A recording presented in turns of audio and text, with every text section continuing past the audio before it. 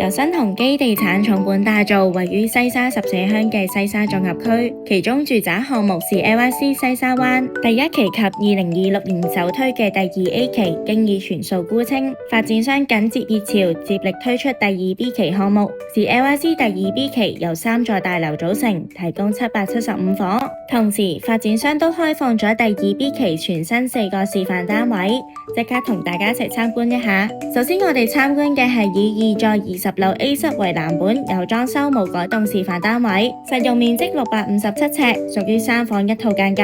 整體以自然為設計主題，主色為藍色同埋綠色，打造舒適嘅居住空間。入門設有玄關位置，已經配置咗嵌入式嘅收納櫃，提供收納空間。下方放置咗洗衣乾衣機。接住落嚟嘅係廚房，緊廚設計，呈長方形 U 型工作台面，配備多組櫥櫃以作收納，亦都配置咗基本家電，包括雪櫃、微蒸烤焗爐及多組煤氣爐等等。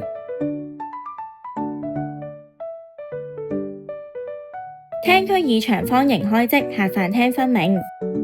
飯廳擺放咗6人餐台，配有特色嘅小鳥吊燈，呼應自然主題。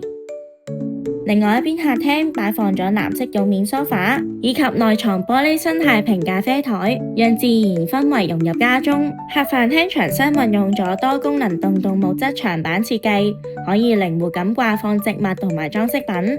梳化後方嘅牆使用咗藍色同橙色嘅漸層編織工藝，營造溫馨嘅空間。廳區外連3合1大露台，擺放咗戶外家具，以趟門設計引入自然光線，亦都可以飽覽窗外景色。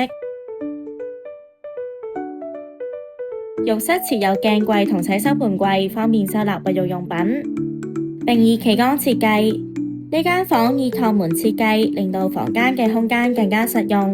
房間打造成為兒童房，放置咗高架床，上面係單人床，下面就係小朋友活動空間，放置咗層架作收納。而樓梯結合階梯式儲物，每一級台階都設有收納功能。另外一間睡房就以綠色為主調，同樣設置高架床，上方就係睡眠嘅空間，下方就係開放式衣櫃連收納櫃及書台。走廊嘅盡頭係主人房，呈長方形，雙人床靠窗擺放，床下設有儲物空間，設有懸吊式嘅衣櫃，下方係收納櫃連小型梳妝台。主人房套廁有窗，方便排走濕氣，以企缸設計，配有鏡櫃同洗手盆櫃以作收納。然後我哋參觀另外一款嘅3房間隔，以2座20樓 F 室為藍本，冇改動嘅示範單位，實用面積559尺，屬於3房開放式廚房間隔。一入門口就係客飯廳，不設玄關位置。一入門口嘅左邊係 U 型嘅開放式廚房，設有窗戶，有利排走油煙以及提升空氣流通。L 型工作台面以及配有櫥櫃同埋家電，包括煮食爐、微蒸烤焗爐、洗衣乾衣機及雪櫃等等。側邊設有層架作收納。客飯廳呈長方形，做到客飯廳分明，可以放置3至4人用嘅家具。外連3合1露台，可以放置戶外用品。其中一間房位於開放式廚房嘅旁邊，間隔方正，以長方形開則，可以放置單人床、衣櫃同書台。另外2間房就位於另外一邊。浴室以企缸設計，設有洗手盆櫃同鏡櫃以作收納。睡房開則方正，可以放到單人床同衣櫃，亦都可以打造成為多功能房間，例如書房。主人房呈長方形，可以擺放到雙人床同大衣櫃。曲斜型大玻璃窗，多角度飽覽窗外景色，亦都大大提升房內採光。之後我哋參觀2房間隔，以2座20樓 H 室為藍本，冇改動示範單位，實用面積458尺，屬於2房開放式廚房間隔。入門設有小玄關位置，大門旁邊有櫥櫃延伸設計，內有收納櫃同台面可以放置外出小物。接住落嚟嘅係開放式廚房，設有多組櫥櫃及層架作收納，配有基本家電，包括煮食爐、洗衣乾衣機、微蒸烤焗爐、雪櫃等等。客飯廳分明，飯廳可以放到4人餐台，客廳可以擺放3人梳化、電視櫃同茶几，依然有唔少嘅活動空間。廳區外連3合1露台，可以放置戶外家具。浴室有鏡櫃同洗手盆櫃，以企缸設計，有窗又嚟排走濕氣。睡房間隔方正，可以放到單人床同衣櫃。主人房以長方形開積，擺放到雙人床同埋衣櫃。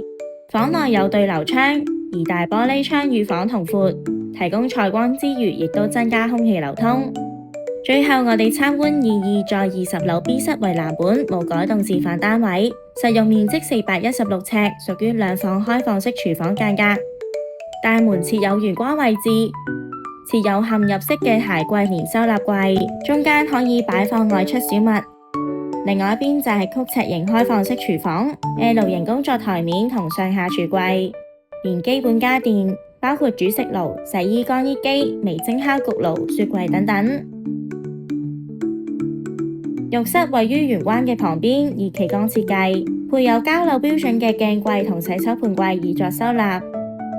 客飯廳呈長方形，可以擺放到2至3人用嘅家具。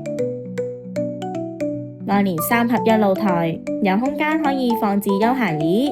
單位不設走廊位，睡房位於廳區嘅左右兩邊，令到整體嘅單位更加實用。睡房間隔方正，單人床可以靠窗擺放，亦都可以放到衣櫃同小書台。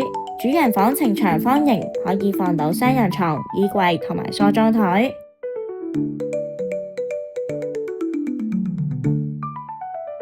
房內有趟門通往浴室。項目坐擁雙站雙線優勢，只需要10分鐘就可以去到大學站同埋烏溪沙站，分別可以轉乘東鐵線及屯馬線，貫通新界東西、九龍同港島。項目內亦都設有西沙灣交通交匯處，提供多條巴士線來往港九各區，更設有專屬嘅候車室，讓住戶輕鬆掌握到站時間，唔怕日曬雨淋。鄰近西沙高柏，集合餐飲、娛樂、運動等各式各樣嘅商店，內有兒童遊樂場、寵物公園、多個球場等等，已經進駐咗多間大型商店，更設有水上活動中心高柏 Aqua， 提供各種水上體驗活動，自成一娛，滿足該區市民需求。今次就介紹完畢啦，想知最新嘅樓盤資訊就記得 follow 我哋，下次見，拜拜。